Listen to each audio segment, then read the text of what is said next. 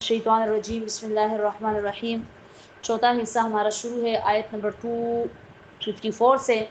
آیت نمبر 254 میں سب سے پہلے ترغیب دی گئی انفاق کو، ساتھ میں تخفیف بھی دی گئی کہ اگر مال ابھی نہیں لگاتے تو قیامت کے دن تمہارے کسی کام یہ نہیں آئے گا، وہاں پر کوئی تجارت یا لین دین نہیں ہوگی۔ مال لگاؤ، کافر ظالم ہے تاکہ ظالموں کا توڑ ہو سکے۔ آیت نمبر 255 میں پھر دعوی توحید اور دعوی توحید پر 11 ادلے عقلیہ بیان کیے گئے۔ آیت نمبر 256 میں 2 رستوں کا بیان ہوا اور 2 طرح کے لوگوں کا بیان ہوا۔ آیت نمبر 257 میں پھر ان 2 طرح کے لوگوں کی منزلیں بیان کی گئی، اور آیت نمبر 258 سے پھر ان 2 طرح کے لوگوں کے لیے بطریقہ لطف نشر غیر مرتب کی مثالیں شروع ہو گئی۔ پہلی مثال اصحاب الغی کے لیے بیان کی جاتی ہے نمرود کی، اور دوسری 2 مثالیں باقی اصحاب رشد کے لیے حضرت عزیر علیہ السلام کی اور حضرت ابراہیم علیہ السلام کی۔ آیت نمبر 260 پر یہ بیان مکمل ہوا تو آیت نمبر 261 سے ترغیب الی الانفاق کے لیے مثالیں بیان ہونا شروع ہوئی کہ جو اللہ تعالیٰ کے راستے میں خرچ کرتے ہیں اللہ ان کو دگنا چگنا اور بہت ہی بڑھا چڑھا کر دیتا ہے۔ پھر انفاق کے آداب بیان کیے گئے، اچھے خیرات کی برے خیرات کی مثالیں بیان کی گئی۔ آیت نمبر 266 پر 266 پر بھی یہ بیان بھی مکمل ہو گیا۔ آیت نمبر 267 سے پھر 6 باتوں کا بیان شروع ہوا۔ 267 میں پہلی بات تھی کہ ترغیب دی گئی عقل انفاق طیب کو کہ اللہ کے راستے میں پاک چیز لگاؤ۔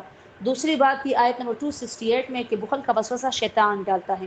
تیسری بات تھی آیت نمبر 269 میں کہ مال لگانا عقل مندی ہے، اور چوتھی بات تھی تسلی مبلغ کو آیت نمبر 272 میں۔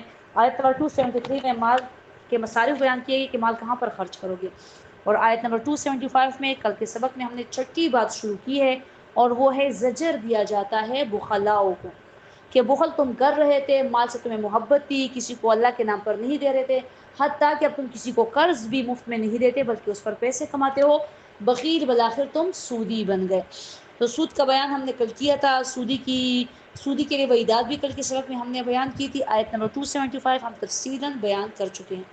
آج کے سبق میں آیت نمبر 276 سورۃ البقرہ پارہ نمبر 3، یہاں پر اب اللہ ربی کریم فرماتے ہیں یمحق اللہ الربا ویربی الصدقات، مٹاتا ہے اللہ مال سود کا، ویربی الصدقات اور زیادہ کرتا ہے بڑھاتا ہے مال صدقوں کا، واللہ لا يحب كل کفار اثیم، اور اللہ پسند نہیں کرتا ہر ایک بڑے کافر اثیم گنہگار کو۔ بظاہر تو سودی کو اپنا مال بڑھتا ہوا نظر آتا ہے کہ وہ کسی کو قرض دیتا ہے 10,000 اور واپس جب لیتا ہے تو 12,000 13,000 لیتا ہے، 2-3 ہزار اس کو منافع لگتا ہے کہ میرا مال بڑھ رہا ہے، لیکن حقیقت میں سودی کا مال محو ہو رہا ہوتا ہے، مٹ رہا ہوتا ہے، اس کا نام و نشان ہی ختم ہو رہا ہوتا ہے۔ اللہ کے ہاں وہ بڑھتا نہیں ہے، اس میں کوئی برکت ہی نہیں ہوتی، اور دنیا میں بھی اور آخرت میں بھی اس کی سزا ہی سزا ہے۔ اور سودی بہت ہی کمال ہے، لیکن ایک دن ایسا ضرور آتا ہے کہ اس کے پوتے ہو، اس کے پڑ پوتے ہو، آگے جتنا بھی مطلب نسل اس کی جو ہوتی ہے نا، وہ آخر کار بھیک مانگنے بیٹھ جایا کرتی ہے، اور وہ بہت پھر کہتے ہیں کہ ہمارے بڑے ایسے تھے اور ایسے تھے، لیکن جوا اور سود میں جو پیسے کمائے جاتے ہیں نا وہ ساتھ نہیں دیتے، ناپائیدار مال ہوتا ہے۔ وہ یربی الصدقات، اور بظاہر صدقہ جو بندہ دیتا ہے وہ تو دیتا ہے نا، تو لگتا ہے کہ چیز ہاتھ سے جا رہی ہے، 1,000 روپے خرچ کر دیے، 2,000 روپے خرچ کر دیے، آپ کو لگتا ہے کہ مال کم ہو رہا ہے، اور سودی کو بھی لگتا ہے کہ اگر ہم ایسے ہی کسی کو قرض دیں گے اللہ کی رضا کے دیں گے تو مال کم ہو جائے گا، لیکن اللہ ربی کریم فرماتے ہیں کہ نہیں، بلکہ صدقوں کا مال جو خیرات کرتے ہیں، صدقات زیادہ کرتے ہیں، ان کا مال بڑھتا ہے۔ لیکن کاش کہ مسلمان اس حقیقت کو سمجھے، ان الذین آمنوا وعملوا الصالحات، بے شک وہ لوگ جو ایمان لے کر آئے، وعملوا الصالحات اور عمل کرتے ہیں نیک، واقاموا الصلاۃ اور جاری کرتے ہیں نماز، وآتوا الزکاۃ اور دیتے ہیں زکوٰۃ، لہم اجرہم عند ربہم، ان کے لیے اجر ہے ان کا، عند ربہم ان کے رب کے ہاں، ولا خوف علیہم ولا هم یحزنون اور نہ ہی کوئی خوف ہوگا ان پر اور نہ ہی یہ غم زدہ ہوں گے۔ یا ایھا الذین آمنوا اتقوا اللہ، اے مومنو ڈرو اللہ سے، وذروا ما بقی من الربا اور چھوڑ دو، وذروا اور چھوڑ دو وہ معاملہ، ما بقی من الربا جو باقی ہو سود میں سے۔ اللہ ربی کریم فرماتے ہیں کہ اگر تم خود کو مومن کہتے ہو کہ تم ایمان والے ہو تو اللہ تعالیٰ سے ڈرو اور سودی معاملات چھوڑ دو۔ یعنی ابھی تک تو تمہیں پتہ نہیں تھا کہ یہ سود ہے، اب تمہیں پتہ چل گیا کہ یہ سودی معاملہ ہے، سودی لین دین ہے، اور اس میں سود اگر مکمل نہ بھی ہونا تو وہ غبار سود کس تک پہنچ رہی ہے، تو اس معاملے سے ہٹ جاؤ، نہ سود کی گواہی دو، نہ سود لکھنے والے بنو کہ سود کا قرض تم لکھ رہے ہو۔ سارے سود کے معاملے میں جتنا بھی کوئی مدد کرتا ہے نا وہ اس میں شامل ہو جاتا ہے، کیونکہ اس کو پھر تنخواہ ملتی ہے، جو لکھتا ہے کاتب ہوتا ہے۔ انشاءاللہ اگلی آیت میں، اگلے سبق میں، کل کے سبق میں ہم کاتب کے بارے میں تفصیلی بیان کریں گے، جو قرض وغیرہ لکھتا ہے، لوگوں کے لیے لکھواتا ہے۔ تو نہ اس پر گواہ بنو، نہ اس کے کاتب بنو، نہ اس میں لین دین کرنے والے بنو، نہ ان دونوں کے درمیان کوئی معاملہ کرنے والے بنو۔ بے شک تم خود نہیں لیتے اور نہ خود کھاتے ہو، نہ قرض کسی کو دیتے ہو، نہ لیتے ہو، لیکن ان کے ساتھ بھی کوئی تعلق تم نے رکھا نہ، یہاں تک کہ سودیوں کا کھانا بھی جائز نہیں ہوتا۔ آپ کو پتہ ہے جو لوگ سود کا کام کرتے ہیں نا، سود کا کام، اور وہ آپ کو پیسے دیتے ہیں، بطور تنخواہ بھی دیتے ہیں، آپ وہ نہیں لے سکتے۔ میرے پاس بچے آیا کرتے تھے ٹیوشن پڑھنے، تو ان کے بارے میں یہ بڑا مشہور تو اور ہے بھی، ہوتا بھی ہے ایسے، اگر ہو نہ ہو، لیکن جب مشہور ہو جاتے تو پھر تو شک ہوتا ہے کہ یہ سودی کاروبار کرتے ہیں۔ تبھی انہوں نے ایسے بنگلے بھی راتوں رات کھڑے کر دیے، پلازے بھی بنا رہے، فلاں بھی کر رہے، یہ کام بھی کر رہے، وہ بھی کر رہے ہیں۔ تو بچے آتے تھے پڑھنے تو وہ مجھے فیس دیتے تھے ٹیوشن پڑھانے کے، تب کافی عرصے پہلے کی بات ہے، آج سے 9-10 سال پہلے کی۔ تو مجھے فکر لگ گئی کہ میں تو یہ سنا تھا کہ جو سودی معاملات ہوتے ہیں ان کے گھر سود کا کھانا بھی نہیں، وہ جو سودی جو کھانا پکاتے ہیں، سودی جو لین دین کرتے ہیں، کچھ بھی نہیں کرنا چاہیے ان کا، وہ سارا سود کا ہی ہوتا ہے، تو آپ بھی اس میں شامل ہو جاتے ہیں، آپ وہ کھا لیتے ہیں۔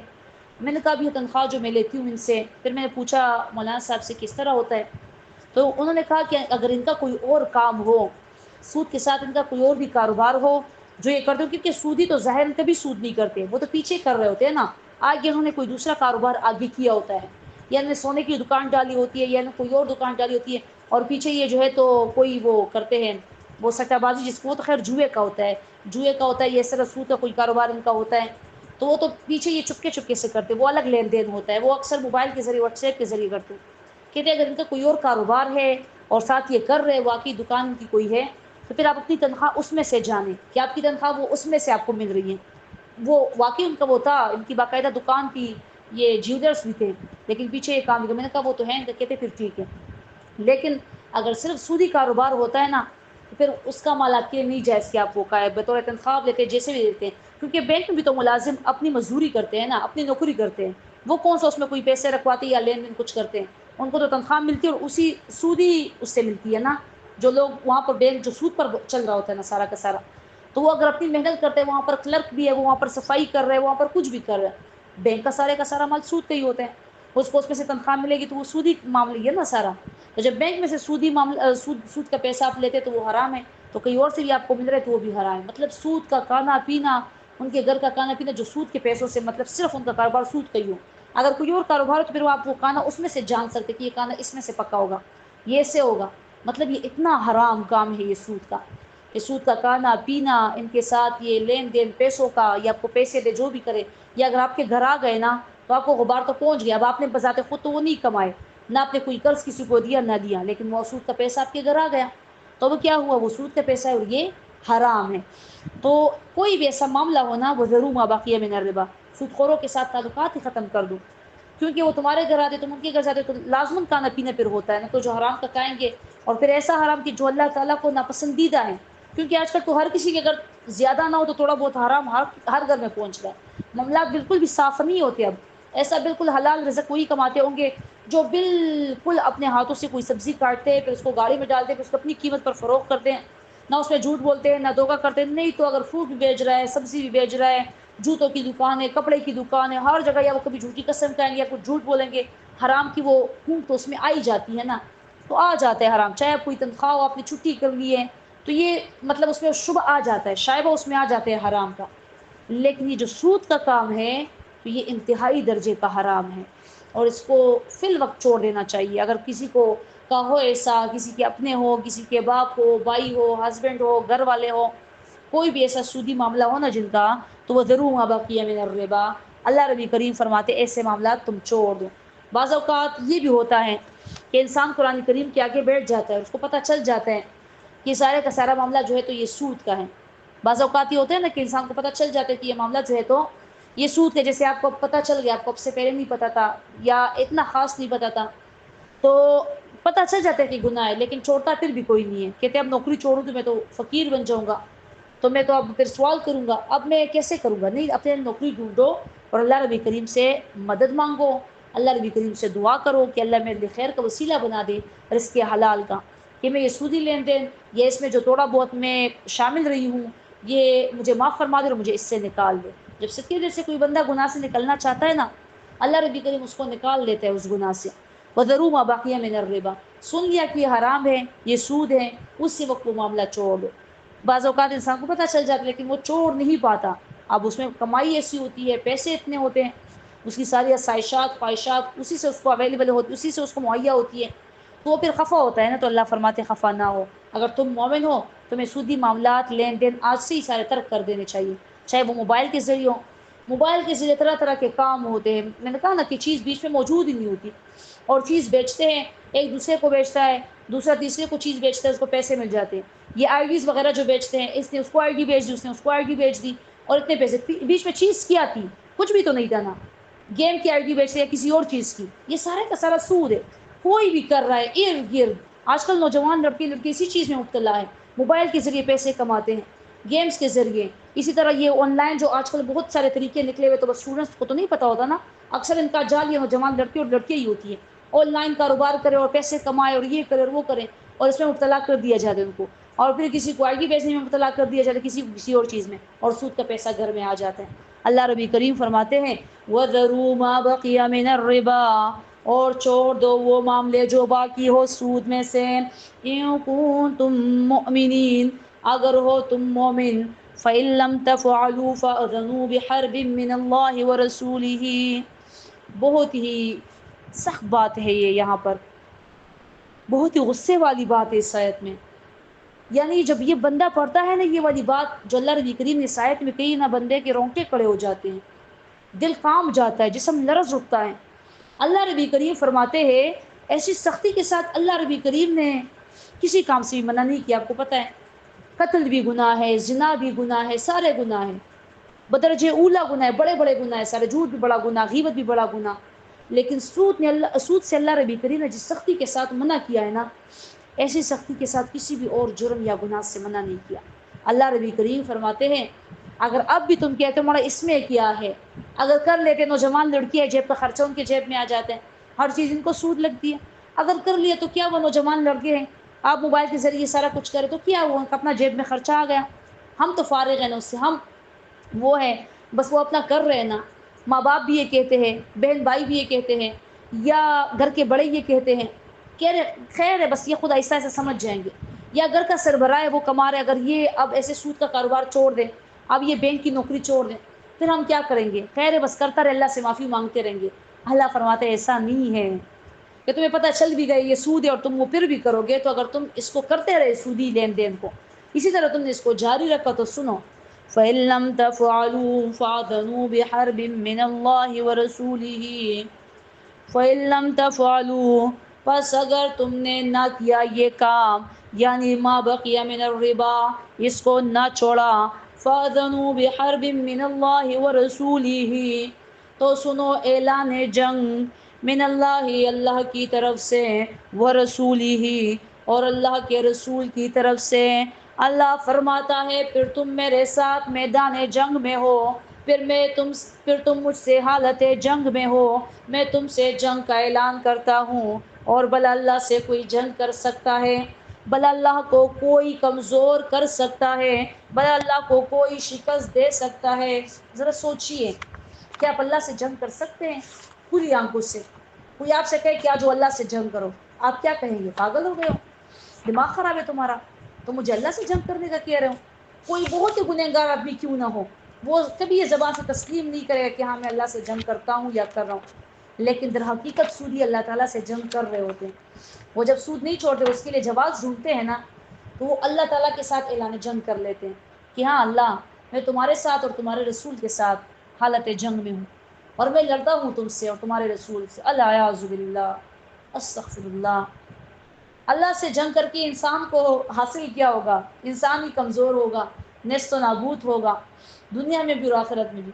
جنات بھی کہتے ہیں کہ اللہ ربی کریم کو کوئی کمزور ہی نہیں کر سکتا۔ سورہ جن میں وَأَنَّا ظَنَنَّا أَن لَّن نُّعْجِزَ اللَّهَ فِي الْأَرْضِ وَلَن نُّعْجِزَهُ هَرَبًا، اور یقیناً ہمارا یہ یقین تھا، ہم جب اسلام میں نہیں تھے، ہم جب گمراہی میں تھے، کفر اور شرک میں تھے، تب بھی ہمارا یہ یقین تھا کہ لن نعجز اللہ فی الارض، کہ ہرگز کمزور نہیں کر سکتے ہم اللہ کو زمین میں، ولن نعجزہ ہربا، اور نہ ہی کمزور کر سکتے اللہ کو بھاگنے پر۔ اللہ ہمارا پہلے بھی یہ یقین تھا کہ اللہ طاقتور ذات اور اللہ کو کوئی کمزور نہیں کر سکتا۔ تو تم سودی اللہ تعالیٰ سے حالت جنگ میں ہو، اللہ سے تم جنگ کر رہے ہو۔ دنیا میں کوئی بہن سے لڑتا ہے، کوئی بھائی سے لڑتا ہے، کوئی اپنوں سے لڑتا ہے، کوئی غیروں سے لڑتا ہے، کوئی کافروں سے لڑتا ہے، ہر کوئی حالت جنگ میں، کوئی نفس سے لڑ رہا ہے، کوئی شیطان سے لڑ رہا ہے۔ اور تمہیں دیکھو ذرا، تم اپنے خالق و مالک سے لڑ رہے ہو، تم اپنے رب سے لڑ رہے ہو، رازق سے لڑ رہے ہو، جس نے تمہیں رزق دینے کا وعدہ کیا ہے کہ وہ تمہیں ضرور رزق دے گا۔ وَمَا مِن دَابَّةٍ إِلَّا عَلَى اللَّهِ رِزْقُهَا وَمَا مِن دَابَّةٍ، خوب پتہ ہوگا 12ویں سپارے کی پہلی آیت ہے۔ ہم نے سپاروں کی شروع والی آیتیں یاد کر رکھی ہوتی ہے نا، اور سپاروں کے اوپر وہ لکھا بھی ہوتا ہے، تو ہمیں پتہ ہوتا ہے کہ یہ کون سا پارہ ہے۔ تِلْكَ الرُّسُلُ سَيَقُولُ يُوسُفَ الف لام میم، یہ سارے ہمیں پتہ ہوتے ہیں۔ 12ویں پارے کی پہلی آیت ہے وَمَا مِن دَابَّةٍ إِلَّا عَلَى اللَّهِ رِزْقُهَا، اور نہیں ہے کوئی بھی جاندار زمین میں مگر اللہ تعالیٰ پر ہے رزق اس کا۔ اللہ فرماتے ہیں اللہ پر کسی کو کوئی چیز دینا لازم نہیں کہ اللہ ضرور دے گا، اللہ پر کسی کی زور زبردستی نہیں، کوئی ایسا حق نہیں کہ لوگ اللہ سے کہے کہ یہ چیز دینی ضرور دینی ہے۔ لیکن اللہ ربی کریم نے رزق کے بارے میں کہا، گویا کہ یہ میں نے خود پر لازم کر دیا ہے کہ میں اپنے بندوں کو رزق دوں گا۔ رزق وہاں بھی دوں گا جہاں یہ رہتا ہے، رزق وہاں بھی دوں گا جہاں یہ وقتی طور پر جاتا ہے۔ وَيَعْلَمُ مُسْتَقَرَّهَا وَمُسْتَوْدَعَهَا، اور جانتا ہے اللہ اس کے مستقل ٹھکانے کو، اور جانتا ہے اللہ اس کے عارضی ٹھکانے کو۔ کُلٌّ فِی کتاب مبین، ہر ایک اللہ کے علم میں ہے واضح۔ اللہ مستقل ٹھکانے کو بھی جانتا ہے، جہاں تم مستقل رہائش پذیر ہو رہتے ہو اللہ وہاں بھی تمہارا رزق پہنچاتے ہیں، انواع اقسام کی چیزیں تمہیں دیتے ہیں۔ اور جہاں پر تم عارضی ٹھکانہ ہے، جہاں پر تمہارا عارضی جہاں پر رہتے ہو اللہ وہاں تک بھی تمہارا رزق پہنچاتا ہے۔ یقین مانیے، جب کسی کا یقین ہو اللہ تعالیٰ پر نا، ابھی پچھلے دنوں آپ کو پتہ ہی ہے کہ ہم لوگ نتیا گلی گئے ہوئے تھے، باڑا گلی نتیا گلی، مطلب پہاڑوں کی طرف تھے۔ تو وہاں پر کبھی کبھار کوئی ایسی چیز آ جاتی تو میں تو ہوں ایسی، جب کوئی ایسی چیز جو میرے من پسند ہوتی کہیں سے آ جاتی، بازار سے کسی کے گھر سے ہم بنا لیتے، اسی وقت میں کہتی شکر ادا کرتی کہ میرا اللہ مجھے پہاڑوں میں بھی وہ چیز پہنچا رہا ہے جو میں شہر میں جس کی آرزو کرتی تھی۔ مطلب اللہ آپ کو پہاڑوں میں بھی رزق دیتا ہے جہاں کوئی ایسا بندوبست نہیں ہوتا، جہاں جگہ جگہ ایسے بازار نہیں ہوتے، پاس دکانیں نہیں ہوتی، پاس ریسٹورینٹ نہیں ہوتے، جانا دور دور پڑتے ہیں۔ تو میں ہر وقت یہ بات کہتی تھی کہ امی دیکھیں میرا اللہ ہمیں پہاڑوں میں بھی رزق دے رہا ہے، پہاڑوں میں بھی وہ چیز دے رہا ہے کہ مطلب کہ ہم سوچ بھی نہیں سکتے۔ تو آپ کا اللہ کو کہیں پر بھی نہیں بھولتا، آپ پہاڑوں میں آپ کو رزق پہنچاتا ہے، آپ زمین پر آپ کو رزق پہنچاتا ہے، آپ کسی جنگل میں رہے تب بھی آپ کو رزق پہنچاتا ہے، آپ صحرا میں تب بھی آپ کو پہنچاتا ہے۔ اللہ ربی کریم پانیوں کے اندر جو مچھلیاں ہیں، مچھلیوں کو صرف ہم جانتے ہیں، پانیوں کے اندر آبی جانور بے شمار ہوتے ہیں۔ جس نے سائنس پڑھی ہوتا تو پتہ ہے نا، پانی کے اندر پودے بھی ہوتے ہیں، پانی کے اندر جانور بھی ہوتے ہیں، آبی پرندے، آبی جانور، صرف مچھلیاں نہیں، ہم صرف مچھلیوں کو جانتے ہیں۔ جو نیچے تہ میں پڑے ہوئے کیڑے مکوڑے پانی کے ہوتے ہیں نا، جو آبی ہوتے ہیں، پانی والے ہوتے ہیں، ان کو بھی رزق میرا رب پہنچاتا ہے۔ جنگلات میں جو درختوں کے نیچے جو جڑوں میں کچھ کیڑے مکوڑے ہوتے ہیں ان کو بھی رزق میرا اللہ تعالیٰ پہنچاتے ہیں۔ اے انسان، تمہارا کیا اللہ پر یقین نہیں کہ اگر تم حرام سودی لین دین چھوڑ دیتے ہو، سودی کاروبار یا جاب وغیرہ چھوڑ دیتے ہو، اللہ پر توکل کر کے اور یقین کر کے، اللہ ربی کریم رزق تمہیں دے گا، اور اللہ کو تمہاری غیرت اتنی پسند آئے گی کہ اللہ تمہیں بہت بہتر دے گا، ہر کسی سے زیادہ بہتر دے گا۔ جو سود پر تم کماتے تھے وہ اللہ ربی کریم تمہیں حلال کا اور زیادہ دے گا، لیکن دیکھو تم چھوڑ دو، اور اگر نہیں چھوڑتے فَأَذَنُوا بِحَرْبٍ مِّنَ اللَّهِ وَرَسُولِهِ، تو اعلان جنگ کرو اللہ کے ساتھ اور اللہ کے رسول کے ساتھ۔ یہ ہم نے دوسری معنی کی، تم خود اللہ سے اعلان جنگ کرو۔ پھر پہلی معنی اللہ تمہیں اعلان جنگ کرتا ہے، دوسری معنی تم اللہ تعالیٰ سے اللہ تعالیٰ کو اعلان جنگ کر دو کہ اللہ میں تم سے حالت جنگ میں ہوں اور میں لڑتا ہوں لیکن میں سود نہیں چھوڑتا۔ بہت ہی بڑی بات، بہت ہی خطرناک بات ہے اگر کوئی اس کو فیل کرے تو محسوس کرے۔ اللہ ربی کریم نے اس طرح کی بات کے اعلان جنگ صرف 3 لوگوں کو کیا ہے۔ اعلان جنگ اللہ ربی کریم نے 3 لوگوں کو جنگ کا اعلان کیا ہے۔ ایک اس میں سے سودی ہے جس کا ذکر قرآن کریم میں ہے۔ دوسرے لوگ جن کو اللہ ربی کریم نے اعلان جنگ کیا ہے وہ جو ہے تو ڈاکو ہیں، جو ڈاکے ڈالتے ہیں۔ ان کو بھی اللہ ربی کریم نے اعلان جنگ کیا ہے. اس کا ذکر سورۃ المائدہ میں ہوتا ہے. انشاءاللہ وہاں پر بھی وہ ہم پڑھیں گے. جو ڈاکے وغیرہ نہیں چھوڑتے نا، اللہ فرماتے ہیں کہ ان کو میری طرف سے جنگ کا اعلان ہے. اللہ نبی کریم فرماتے ہیں وہاں پر آیت نمبر 33 میں ہے غالباً کہ سورہ بنی اسرائیل سورۃ المائدہ 33 میں ہے یا 34 میں ہے، اس طرح کہ وہاں ڈاکے کا بیان کیا جاتا ہے. تو جو وہاں پر اللہ نبی کریم فرماتے ہیں ڈاکہ کرتے ہیں، ڈاکہ ڈالتے ہیں، تو ان کا اللہ نبی کریم اپنی طرف سے اعلان جنگ کرتے ہیں. اور تیسری طرح کے جو لوگ ہیں تو ان کو اللہ نبی کریم اعلان جنگ کرتے ہیں، وہ حدیث سے ثابت ہے. حدیث قدسی وہ حدیث ہوتی ہے جس کے راوی نبی کریم صلی اللہ علیہ وآلہ وسلم ہوتے ہیں. تو حدیث قدسی نبی کریم صلی اللہ علیہ وآلہ وسلم فرماتے ہیں کہ من عاد لی ولیا فاذنته بحرب، جو میرے دوست سے دشمنی کرے. اللہ نبی کریم فرماتا ہے جو میرے دوست سے دشمنی کرے تو میں اس کو اعلان جنگ کرتا ہوں. تو یہ سورۃ المائدہ کی آیت میں، سورۃ البقرہ کی آیت میں، اور ایک حدیث قدسی ہے. اللہ کے دوست کون ہیں؟ اللہ کے دوست انبیاء کرام علیہ السلام تھے، اللہ کے دوست صحابہ کرام تھے، اللہ کے دوست آج قرآن والے ہیں، عالم ہیں، علماء دین ہیں، حق پرست لوگ ہیں.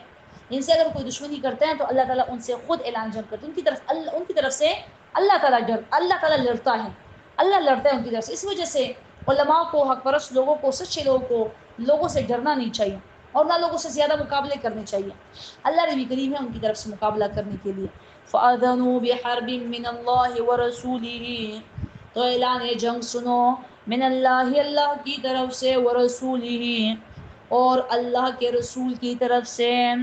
وَإِن تُبْتُمْ اور اگر تم توبہ کرو فَلَكُمْ رُءُوسُ أَمْوَالِكُمْ لَا تَظْلِمُونَ وَلَا تُظْلَمُونَ، تو تمہارے لیے تمہارے اصل مال ہے. لا تظلمون، تم ظلم نہ کرو، تم پر ظلم نہیں ہوگا. ظلم نہ کرو کہ تم جو ہے تو اصل مال سے زیادہ لو، لوگوں سے اس پر سود لو، تم پر بھی ظلم ہوگا اور وہ مال تم سے کوئی اور بٹور کر لے جائے. کہتے ہیں نا سود میں بھی تو خسارہ ہوتا ہے، ہم سے بھی تو مال بھگا کر لے جاتے ہیں، وہ تمہاری سزا ہے، وہ خسارہ نہیں ہے کہ تمہارا سودی مال سارے کا سارا ڈوب جاتا ہے. اور اللہ ایسے ڈبائے رکھے، اللہ جو بھی سودی ہے اللہ ان کو راہ راست پر لے کر ہے، جو بھی حرام خور ہے سب کو اللہ ربی کریم راہ راست پر لے کر حلال کمائی کی. اللہ تعالیٰ ہر کسی کے باپوں کو، بھائیوں کو، شوہروں کو، اولادوں کو حلال کمائی کی توفیق دے کہ وہ اپنے گھروں کو حلال کمائی لے کر آئے. حلال روزی روٹی چاہے تھوڑی ہو لیکن اس میں برکت ہوتی ہے کہ وہ اپنے گھروں کو لے کر آئے. تو خیر میں بات یہ کر رہی تھی کہ جو کسی پر ظلم کرتا ہے نا، یہ قاعدہ اللہ ربی کریم نے یہاں پر رکھ دیا. تم ظلم نہ کرو، تم پر ظلم نہیں ہوگا. مختصر لیکن جامع بات، اس کو میں جتنا کھولوں نہ کھول سکتی ہوں. دنیاوی اعتبار سے بھی، دینی اعتبار سے بھی، تم کسی پر ظلم نہیں کرتے، تم پر ظلم ہوگا ہی نہیں. یاد رکھیے جو کسی پر ظلم نہیں کرتا اس پر ظلم نہیں ہوتا. جو کسی سے چوری نہیں کرتا اس سے چوری نہیں ہوتی. اکثر اوقات یہ گھر کے افراد کہتے ہیں اس کے پیسے کبھی چوری نہیں ہوتے. یقین مانے نہیں ہوتے. کبھی زندگی میں مجھ سے کبھی پیسے چوری نہیں ہوئے.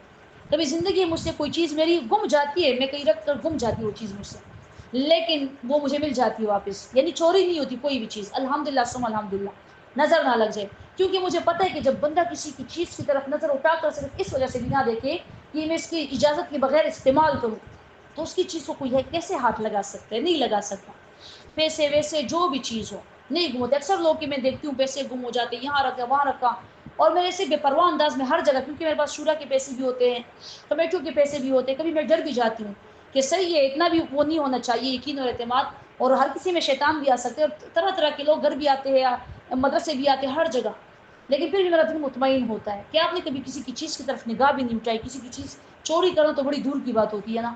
آپ کی چیز کیسے چوری ہوگی؟ آپ نے کبھی کسی پر ظلم نہیں کیا، آپ پر ظلم نہیں کیا جائے گا. آپ نے کسی پر بہتان نہیں لگایا، آپ پر بہتان کیسے لگ سکتا ہے؟ کبھی بھی نہیں لگ سکتا. آپ نے کبھی کسی کے وہ نہیں کی، ذلت نہیں کی، کسی کو ذلیل نہیں کیا، وہ کیسے ذلیل کیا جا سکتا ہے؟ آپ نے کبھی کسی پر جھوٹ نہیں باندھا، آپ پر کیسے جھوٹ باندھا جا سکتا ہے؟ یہ ساری دنیا دس بدس ہے. کبھی کبھار اگر نیک انسان کے ساتھ بھی کچھ برا ہوتا ہے تو وہ بطور آزمائش ہوتا ہے. یاد رکھیے وہ امتحان ہوتا ہے. یہ نہیں کہ آپ مجھ سے کبھی چوری ہو ہی نہیں سکتی. صرف آپ کو ایک بات بتائیے کہ میرا یقین ہے اس بات پر، لیکن یہ نہیں ہے کبھی کبھار کسی انسان کے ساتھ اللہ کی طرف سے کچھ ہو جاتی ہے. یہ نہیں کہ اس کے گناہوں کی سزا ہے، وہ اس کا امتحان ہوتا ہے، اس کے درجات بڑھتے ہیں، اس کے باقی گناہ معاف ہوتے ہیں نا. ضرور نہیں کس نے وہ کام کیا ہوتے ہیں، لیکن اکثریت جو کسی پر ظلم کرتا ہے، ہمارے پشتو میں کہتے ہیں سر دپا سے سر کے اوپر سر ہوتا ہے. آپ کسی اور پر ظلم کر رہے ہیں، آپ کے اوپر کوئی اور ہے. وہ آپ پر ظلم کرے گا. اور یہ بھی یقینی بات ہے، ایسے ہی ہوتا ہے. کبھی کبھار ہمارے ساتھ ایسے ہی ہوتا ہے.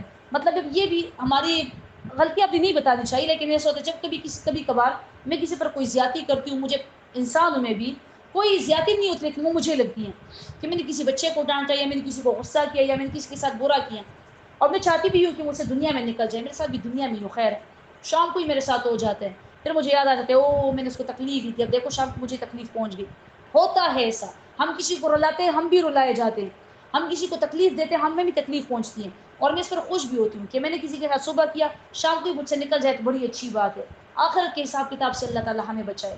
دنیا کی تکلیفیں تو برداشت ہو ہی جاتی، مطلب معمولی سی بھی اگر میں کچھ کروں تو مجھے شام کو پتہ چل جاتا ہے کہ آج مجھے میرے گناہوں کی اور زیادتیوں کی سزا مل رہی ہے. اور یہ ہوتے لا تظلمون ولا تظلمون، تم کسی پر ظلم نہیں کرو گے، تم پر ظلم نہیں ہوگا، کبھی بھی نہیں ہوگا. آج چھوٹے سے چھوٹا اور بڑے سے بڑا جو بھی ہے، جس کی جتنی استطاعت ہے نا، وہ دوسرے پر ظالم ہے. ہر کوئی اپنے لیے سوچتا ہے اور دوسروں پر ظلم کے بارے میں سوچتا ہے کہ کیسے اس کا حق ان سے چھینیں، کیسے اس کو بدنام کریں، کیسے اس کو جو ہے تو اس کی حوصلہ شکنی کریں، اور کیسے اس کو لوگوں کے سامنے شرمندہ کریں. اور ہر کوئی دوسرے کے بارے میں یہ سوچتے ہیں. یہ ظلم کے چھوٹے چھوٹے اقسام ہیں نا، جو اکثر خاندانوں میں ہوتے ہیں، جو اکثر گھریلو معاملات میں ہوتے ہیں. ہم تو چونکہ عورتیں لڑکیاں ہیں تو اپنی گھریلو اصلاح کرنی ہوگی. کسی کو وہ کرنا، ذلیل کرنا، کسی کو رسوا کرنا، کسی کو شرمندہ کرنا، کسی پر جھوٹ باندھنا، کسی کا جو ہے تو کوئی کسی کی تعریف کرے اس کی تعریف کو کاٹ کر دینا، یہ تو بڑی بری ہے. اس طرح کی باقی ساری اور بہت ساری باتیں ہوتی ہیں نا. یہ سارے ہمارے گھریلو معاملات کے جو چھوٹے چھوٹے ظلم ہوتے ہیں نا، یہ وہ والے ظلم. اور جو بڑے بڑے ظلم ہوتے ہیں، کسی کا حق مارنا، کسی کی زمین ہتھیانا اور کسی کی جائیداد پر ہاتھ صاف کرنا، کسی کو مار دینا اور کسی سے چوری کرنے، تو بڑے بڑے مظالم اور بھی ہوتے ہیں نا. یہ جو بھی کرتا ہے اس کے ساتھ تو وہی ہوتا ہے. دیکھیے یہاں پر سودی پر 5 دفعات لگائے گئے ہیں. ہم نے کہا تھا سودی پر 5 دفعات لگائے جاتے ہیں. پہلا دفعہ سودیوں پر لگا تھا آیت نمبر 275 میں. اللہ فرماتے ہیں اے سودی سود نہ کرو، ورنہ تو قیامت کے دن ایسے اٹھو گے جیسے تمہیں شیطان نے پریشان کر دیا ہو، خپتی انسان کی طرح، پاگل انسان کی طرح تم اٹھو گے. اے سودی سود نہ کرو، فاولئک اصحاب النار هم فیہا خالدون میں تو سود نہ کرو ورنہ تم جہنم میں جاؤ گے اور ہمیشہ ہمیشہ کے لیے جہنم میں رہو گے. پھر تیسرا دفعہ ان پر لگا تھا اے سودی سود نہ کرو، سود کا مال اللہ تعالیٰ مٹا دیتا ہے اور صدقوں کا مال اللہ تعالیٰ بڑھاتا ہے. چوتھا دفعہ تھا اے سودی سود نہ کرو ورنہ کفار بنو گے، اسیم خان بنو گے. سودی تم سود کرتے ہو تو اسیم خان بن گئے. اور ہمارے پٹھان اسیم خان نام رکھ بھی لیتے، ان کو پتہ ہی نہیں ہوتا. قرآن سے نام لیتے کہتے فلانے کا کیا نام ہے، اسیم خان نام ہے. اسیم خان گنہگار خان نام ہے. آج کل لوگوں کو اب بات سے بات نکلتی ہے نا، لوگوں اب یہ ایک ٹرینڈ بن چکا ہے اور لوگوں کے سروں پر ایک نشہ ہے نا طرح طرح کے نام رکھنے کا. اور مجھے ہنسی بھی آتی ہے اور افسوس بھی ہوتا ہے ایسے لوگوں پر جو طرح طرح کے ناموں کے پیچھے گھوم رہے ہوتے ہیں. پھر قرآن میں بھی جو لفظ ان کو ملتا ہے، چاہے پھر الاف ملتا ہے لیلاف قریش، چاہے پھر ان کو منہا ملتا ہے، چاہے پھر ان کو جو ہے تو اسیم خان ملتا ہے، چاہے تو پھر ان کو مطلب ایسے نام عجیب عجیب نا. قرآن میں وہ نام ہوتے ہیں لیکن وہ نام تو نہیں ہے نا. دیکھیں اسم الگ چیز ہے اور چیزوں کے نام الگ ہے. ہمارے پشتوں میں میز ہے، کرسی ہے، تو ہم کسی بچے پر میز کا نام رکھیں گے؟ میز کا نام کتنا ہی پیارا ہو کسی اور زبان میں، ہم وہ نام رکھیں گے اس کا نام میز ہے. بچوں کے لوگوں کے نام الگ ہوتے ہیں، اسماء انسانوں کے نام. اور چیزوں اسم کہتے ہی نام کو، چاہے چیز کا نام ہو، چاہے کسی جگہ کا نام ہو. یہ ہم نے بچپن میں پڑھا تھا نا، چاہے کسی انسان کا نام. لیکن انسانوں کے اپنے نام ہوتے ہیں، شہروں کے اپنے ہوتے ہیں. پھر انہوں نے بے شک کسی جگہ کا نام رکھ دیا ہوتا ہے بچے پر، اور پھر کسی بچے پر جو ہے تو جہنم کا نام رکھ دیا ہوتا ہے. جہنم کے ایک سب سے ٹنڈا مقام ہے جس کو کیا بولا جاتا ہے، سقر نہیں، زمہریرہ بولا جاتا ہے میرے خیال سے، ذہن سے اب نکل گئے، میرے خیال سے زمہریرہ ہی ہے. تو وہ رکھ دیتے ہیں. اب ان کو پتہ نہیں، وہ تو جہنم کا، میں غلط نہ ہو جاؤں آخری پاروں میں، لیکن اس طرح کا کچھ نام ہے تو وہ رکھ دیتے ہیں. کہتے وہ جہنم کا ایک طبقہ ہے تو وہ والے نام رکھ دیتے ہیں. ان کو پتہ ہی نہیں کہ ناموں کے مطلب کیا ہے، بس نام رکھتے ہیں. بعض تو پھر قرآن کو دیکھتے بھی نہیں، چلو قرآن سے نام رکھ لیا، علینا رکھ دیا، علیکا رکھ دیا، منہا رکھ دیا، منہا رکھ دیا. نام ہی کوئی اس کے معنی ہی نہیں بنتے، کیونکہ یہ تو سارے کے سارے جو ہے تو گرامر ہے نا، وہ گرامر والے نام یہ رکھ لیتے ہیں. پھر آ جائے جی موبائل کی طرف. موبائل کی طرف آتے ہیں تو اب نام نکال لیا. نام کا مطلب کیا ہے، جنت کا پھول. نام کا مطلب کیا ہے، جنت کی شہزادی. نام کا مطلب کیا ہے، جنت کی ملکہ. آخر کار دن تو مجھے اتنا غصہ آ گیا کہ اب جنت سے تم لوگوں کو کس نے نام بھیجے کہ فلانی جنت کی شہزادی اور جنت کی ملکہ ہوگی؟ اور جنت کے پھولوں کے نام کہاں سے آئے؟ نہ کسی حدیث میں، نہ قرآن کریم میں. اور نیٹ پر جو بھی نام ہوتا ہے نا بس اس کا جنت کا پھول، جنت کی خوشبو، جنت کا نور، جنت کی ملکہ، جنت کی شہزادی، جنت کی مرغی، جنت کی یہ اور ساری جنت کی چیزیں ہوتی ہیں. تم دنیا میں رہو، دنیا والے نام رکھو. جنت نام رکھنا بھی نہیں کیا. بچوں پر بہشت اور جنت نام رکھے ہوتے ہیں. یہ باری نام ہوتے ہیں، یہ جگہوں کے نام ہیں، یہ بچوں پر نہیں رکھے جاتے. یہاں تک کہ ملائکہ نام، ملائکہ فرشتوں کا نام ہے، وہ انسانوں کے نام نہیں. ملائکہ نام بھی باری ہوتے ہیں. انسانوں پر انسانوں والے فرشتہ نام رکھا ہوتے ہیں بچی کا. اب فرشتہ فرشتہ، انسان انسان ہے. ملائکہ ملائکے تو ہوئے تو پھر انسانی محترم کو چینج کر ملکہ کرے. ملکہ تو پھر ملکہ بولا جاتا ہے نا بادشاہ کی بیوی کو. چلو پھر بھی ٹھیک ہے. ملائکہ، فرشتہ، جنت، جہنم، یہ نام جو ہے تو رکھ رہے ہوتے ہیں. نہیں، جو انسانوں کے اپنے نام ہے، سب سے پیارے نام پیغمبروں کے ہیں. عورتوں میں تو پیغمبر نہیں تھی تو عورتوں میں ازواج مطہرات تھی، صحابیات تھی، جو پیغمبروں کی نیک بیویاں تھی، جو مسلمان تھی وہ تھی.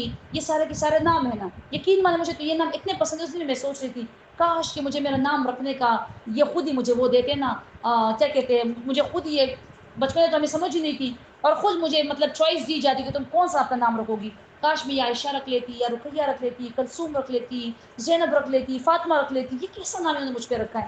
جنت میں بدل لیں گے خیر انشاءاللہ. اب کیا کرے، تب تو لوگوں کی اتنی سمجھ ہی نہیں تھی نا. بس سیم سیم نام ملا دو. شازیہ نازیہ ہے تو رابعہ نادیہ ہے، تو اس طرح کے نام ملانے ہوتے تھے لوگوں نے. بس جیسا بھی ہے رکھ لیا. لیکن چلے معنی پھر بھی ٹھیک ہے، ایسی تو نہیں ہے نا وہ جو بالکل بدلے ہوئے معنی والے ہوں. لیکن مجھے یہ نام بہت ہی زیادہ اٹریکٹ کرتے ہیں. جو بیویوں کے نام کے پیچھے جو پس منظر ہوتا ہے، واقعات ہوتے ہیں، صحابیات جو ہوتی ہیں، اس کو اتنا ریجیکٹ کرتے ہیں لوگ اور اگنور کرتے ہیں لوگ، وہ نام نہیں رکھتے. لیکن یہاں جنت کی شہزادہ قطار میں لگی ہوئی ہے، وہ نام یہ لوگ رکھ لیتے ہیں. اور جب میں پھر اکثر میں بچوں کے نام بدلوا دیتی ہوں، یہ نام کیوں رکھ رہے ہو؟ سب سے پہلا حق بچے کا پیارا نام رکھنا ہوتا ہے ماں باپ پر. پیارا نام رکھ، عقیقہ اس کا کرنا ہوتا ہے، پیارا نام رکھنا ہوتا ہے. وہ حق ہی تم بچے سے لے لیتے ہو. اور صرف کہ منفرد کے وہ مجھ کو تنہا کر گیا منفرد رہنے کا شوق. منفرد رہنے کا شوق جو ہے تو لوگوں کو جو ہے تو اسلام سے ہی نکال رہا ہے. ادا ڈراموں میں دیکھ لیتے کسی کا منال نام رکھا ہے، جو کسی کا منال نام رکھا ہے، کسی کا مرہا نام رکھا ہے، کسی کا کیا نام رکھا ہے، مرہا نام، منال نام، منال نام. اور اس طرح اور بھی صبر کرے ذرا مشہور اور معروف نام ہے کچھ جو بڑے شوق سے رکھے جاتے ہیں، جن کے معنی ہے ہی نہیں، معنی بالکل غلط ہے جس کے، لیکن لوگ شوق سے رکھ رہے ہوتے ہیں. قرآن سے بھی رکھنے تو قرآن میں ناموں والے نام بھی ہے وہ رکھے. اسم خان اور غفار خان نہ رکھے. اور اگر حدیث میں صحابیات کے پورا ایک ویب سائٹ آ جاتی ہے نا گوگل پہ، اس میں صحابیات کے نام لکھتے ہیں. صحابیات کے نام بھی ایسے منفرد ہے کہ وہ آپ رکھ سکتے ہیں. اکثریت صحابیات بھی ایسی ہیں کہ جن کے نام آج تک ہم نے سنے بھی نہیں ہیں، تو وہ والے نام بھی آپ لوگ رکھ سکتے ہیں. صحابیات میں صحابہ کے بھی ایسے نام ہیں جو بالکل منفرد ہے، جو آج تک ہم نے سنے بھی نہیں، وہ والے نام بھی آپ رکھ سکتے ہیں. لیکن لوگ تو بس لوگوں کو یہی شوق ہوتا ہے کہ منفرد نام. تو یہاں پر اللہ نبی کریم نے چوتھا دفعہ ان پر لگایا عظیم، تم عظیم خان بن گئے. اور پانچواں دفعہ اللہ نبی کریم نے ان پر لگایا فَأَذَنُوا بِحَرْبٍ مِّنَ اللَّهِ، تم اللہ سے اعلان جنگ کرتے، تم نے اللہ سے اعلان جنگ کیا. وَإِن كَانَ ذُو عُسْرَةٍ فَنَظْرَةٌ إِلَىٰ مَيْسَرَةٍ وَإِن كَانَ ذُو عُسْرَةٍ، اور اگر ہو یہ تنگ دست، یہ قرضدار تنگ دست، یہ قرض لینے والا تنگ دست ہو، قرضدار جو ہے، فَنَظْرَةٌ إِلَىٰ مَيْسَرَةٍ، تو مہلت دینی ہے اس کو، یا انتظار کرنا ہے آسانی تک. تم نے جس کو قرض دیے تھے سود پر دیے تھے، اب سود تو اس سے لینا ہی نہیں ہے نا، سود تو معاف کر دینا ہے کہ اب میں سمجھ گیا مجھے سود نہ دو، جتنا بھی زیادہ سود کا سارا معاف کر دو. سود مرکب بھی تھا، سود کے اوپر سود بھی تھا، معاف کر دو. اور لیکن اب تمہارا اصل مال جو رہے گا 1 لاکھ ہے، 2 لاکھ ہے، تم کہتے ہو وہ مجھے دے دو، شابو جلدی کرو. اللہ فرماتے ہیں ایسے بھی جلدی نہ مچاؤ، تھوڑا انتظار کرو. کل کے سبق میں نے کہا تھا نا کہ اسلام تو ہمیں یہ سبق دیتے کہ جس کو قرض دو تھوڑا انتظار کرو. انتظار کرو، جب اس کو آسانی ہوگی وہ تمہیں خود ہی لوٹا دے گا. تم نے تو ویسے بھی دے دی، ایسا سمجھو کہ تم نے کوئی کمیٹی لگائی ہوئی ہے. بینک میں تو لوگ ویسے بھی رکھتے ہیں نا، تو سمجھو تم نے بینک میں رکھوا دیا، اسلامی بینک میں، اور اس کا تمہیں ثواب بھی ملتا ہے. جب تک اس قرضدار کے پاس تمہارا پیسہ رہے گا تمہارا ثواب لکھتا آ جائے گا. تم جتنا انتظار کرو گے، یقین مانے اگر آپ پتہ چل جائے کہ قرض دینا اور پھر اس کا انتظار کرنا اس کا کتنا ثواب ہوتا ہے، تو آپ آج سے لوگوں کو ویسے قرض دینا شروع کر دیں کہ اللہ رب کریم مجھے ثواب تو دے گا نا. امام ابو حنیفہ رحمۃ اللہ علیہ کا واقعہ میں نے آپ کو سنایا تھا نا کہ ایک آدمی ان سے پیسے قرض لیے تھے، اور پھر وہ جو ہے تو جیسے وہ آدمی گلی میں آ رہے تھے، جیسے امام حنیفہ رحمۃ اللہ علیہ کو دیکھا تو وہ جلدی سے چھپ گئے دیوار کی آڑ میں. امام حنیفہ رحمۃ اللہ علیہ آ گیا اور ان سے پوچھا کہ تم کیوں چھپے بھائی؟ اس نے کہا کہ آپ مجھ پر پیسے قرض سے تو میں شرمندہ تھا کہ ایسے نہ ہو کہ ابھی آپ مجھے پیسے مانگ رہے، میرے پاس تو ابھی ہے نہیں، تو میں خوف کی وجہ سے، ڈر کی وجہ سے یہاں پر چھپ گیا. امام حنیفہ رحمۃ اللہ علیہ رونے لگ گئے اور کہا کہ اے اللہ کے بندے، میں نے تمہیں کبھی ایسا کہا ہے کہ میں نے تم سے کبھی قرض مانگا ہے؟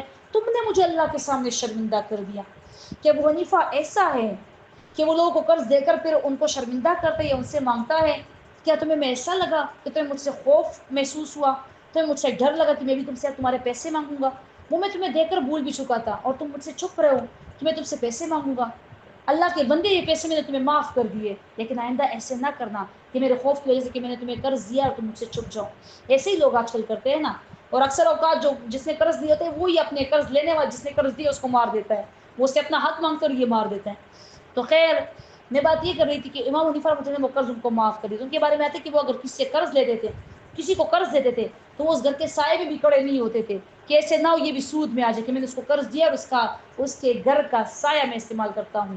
حالانکہ یہ ایسی بات نہیں تھی کہ یہ بھی سود میں آتے، لیکن یہ ان کی وہ خدا ترسی تھی، یہ ان کا خوف خدا تھا، خشوع الہی تھی، جو اللہ سے ڈرتے تھے، خشوع تھا ان لوگوں میں۔ اور آج ہم لوگ کیا کرتے، پہلے تو کسی کو دیتے نہیں ہیں، اور دیتے پھر ہمارے بس دل میں بس یہ بات اٹکی ہوتی ہے کہ وہ کب ہمیں ضرورت ہو بھی ہمیں نہ، لیکن دوسرے سے نکالنے کی ہمیں جلدی ہوتی ہے کہ وہ پیسے اب ہم جلدی اس سے واپس لے لیں۔ اللہ فرماتے ہیں فنطرۃ اللہ میں سے، اسلام ایسا دین ہے۔ اللہ فرماتے ہیں وَأَن تَصَدَّقُوا خَيْرٌ لَكُمْ إِن كُنتُمْ تَعْلَمُونَ، اور اگر تم صدقہ کرو تو بہتر ہے تمہارے لیے اگر ہو تم جاننے والے۔ تم نے ویسے بھی سودی معاملات بہت کیے آج تک نا، تو اگر تم یہ پورے پیسے ہی معاف کر دیتے، اس کو دے دیتے ہو کہ یہ تمہارے ہو گئے، مطلب قرض مجھے واپس نہ دو، اللہ فرماتے ہیں بہت بہتر ہے۔ اللہ رب کریم خود معاف کرنے والا ہے، اور اللہ چاہتے ہیں کہ میرے بندے بھی معاف کرنے والے بنے۔ اللہ رب کریم خود رحم کرنے والے، اور اللہ رب کریم چاہتے ہیں اس کے بندے بھی ایک دوسرے پر رحم کرے۔ اللہ رب کریم کی مخلوق انسانی، اللہ کے سارے بندے، دیکھیں جب کوئی گھر کا سربراہ ہوتا ہے نا، اس کی ہمیشہ یہ خواہش ہوتی ہے کہ اس کے بیٹے اور اس کی بہویں آپس میں خوش رہیں، اس کی بہویں اور اس کی بیٹی آپس میں تعلقات ان کے اچھے ہوں، بہویں نندوں کے آنے پر جو ماتھے پر سلوٹیں نہ لے کر آئیں، اور اسی طرح یہ سارا ماحول گھر کا بالکل ٹھیک ہو۔ سربراہی چاہتے ہیں کیونکہ اس پر ذمہ داری ہوتی ہے۔ تو اللہ نبی کریم یہ بلا تشبیہ مثال دی ہے۔ اللہ نبی کریم پوری دنیا کا خالق اور مالک، رب، پیدا کرنے والا، اللہ ہم سب کو جاننے والا، ہماری نیتوں کو جاننے والا، سب سے واقف ہے۔ اللہ نبی کریم نے ہمیں تعلیمات ہی دی ہے قرآن کریم کے ذریعے، اسلام کے ذریعے، کہ تم بھی معاف کرنے والے بنو، تم بھول جانے والے بنو، اور تم رحم کرنے والے بنو، ہمدردی کرنے والے بنو، حقوق العباد ادا کرنے والے بنو۔ وہ ایک شاعر کہتے ہیں، غالباً علامہ اقبال رحمۃ اللہ علیہ کا شعر ہے کہ درد دل کے واسطے پیدا کیا انسان کو، ورنہ اطاعت کے لیے کچھ کم نہ تھی کروبیاں۔ انسان کو درد دل کے واسطے پیدا کیا کہ ایک دوسرے کے لیے وہ دل میں درد رکھیں گے، ورنہ اللہ کی عبادت کے لیے، اطاعت کے لیے فرشتے کچھ کم نہ تھے، وہ اللہ کی عبادت آسمانوں میں کر رہے ہیں، لیکن اللہ نے انسان کو اس لیے پیدا کیا۔ تو یہ ایسا اسلام، ایسا عادلانہ نظام ہے۔ وَأَن تَصَدَّقُوا خَيْرٌ لَكُمْ إِن كُنتُمْ تَعْلَمُونَ، اور اگر تم خیرات کرتے ہو بہتر ہے تمہارے لیے اگر ہو تم جاننے والے۔ وَاتَّقُوا يَوْمًا تُرْجَعُونَ فِيهِ إِلَى اللَّهِ، اور ڈرو اس دن کے عذاب سے کہ تم لوٹائے جاؤ گے، جس میں اللہ کی طرف پھر پورا بدلہ دیا جائے گا، ہر ایک نفس کو ما کسبت، وہ جو اس نے کیا، وَهُمْ لَا يُظْلَمُونَ، اور ان پر ظلم نہیں کیا جائے گا۔ اس آیت میں تخفیف اخروی دی گئی، اور یہ آیت قرآن کریم کی سب سے آخری آیت ہے جو نازل ہوئی ہے۔ قرآن کریم کی صورتوں میں جو سب سے آخری صورت نازل ہوئی ہے وہ سورۃ النصر ہے، اذا جاء نصر اللہ الفتح، اور یہ قرآن کریم کی سب سے آخری آیت ہے۔ صحیح، اس کے بعد نبی کریم صلی اللہ علیہ وسلم کچھ عرصے بعد ہی رحلت فرما گئے۔ یمحق اللہ الربا ویربی الصدقات، مٹاتا ہے اللہ مال سود کا اور بڑھاتا ہے صدقوں کا، خیراتوں کا۔ واللہ لا يحب كل كفار اثیم، اور اللہ پسند نہیں کرتا ہر ایک کافر کو، اثیم، گنہگار کو۔ ان الذین آمنوا، بے شک وہ لوگ جو ایمان لے کر آئے، وعملوا الصالحات، اور عمل کیا نیک، واقاموا الصلاۃ، اور جاری کرتے ہیں نمازیں، وآتوا الزکوٰۃ، اور دیتے ہیں زکوٰۃ، ان کے لیے اجر ان کا ان کے رب کے ہاں، اور نہ کوئی خوف ہوگا ان پر اور نہ ہی یہ غم زدہ ہوں گے۔ اے مومنو، ڈرو اللہ سے اور چھوڑ دو وہ معاملے جو باقی ہو سود میں سے، اگر ہو تم ایمان لانے والے۔ فَإِن لَمْ تَفْعَلُوا، پس اگر نہیں کیا تم نے یہ کام، تو اعلان فَأْذَنُوا بِحَرْبٍ، تو اعلان سنو جنگ کی اللہ کی طرف سے اور اللہ کے رسول کی طرف سے۔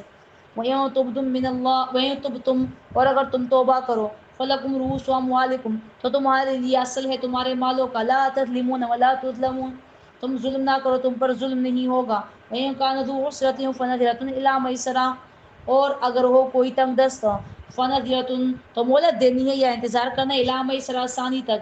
وَأَن تَصَدَّقُوا خَيْرٌ لَكُمْ إِن كُنتُمْ تَعْلَمُونَ، اور اگر تم صدقہ کرو، خیرات کرو، بہتر ہے تمہارے لیے اگر ہو تم جاننے والے۔ اور ڈرو جن کے عذاب سے کہ واپس ہوں گے، لوٹائے جاؤ گے تم جس میں اللہ کی طرف، پھر پورا بدلہ دیا جائے گا ہر ایک نفس کو وہ جو اس نے کیا، وَهُمْ لَا يُظْلَمُونَ، اور ان پر ظلم نہیں کیا جائے گا۔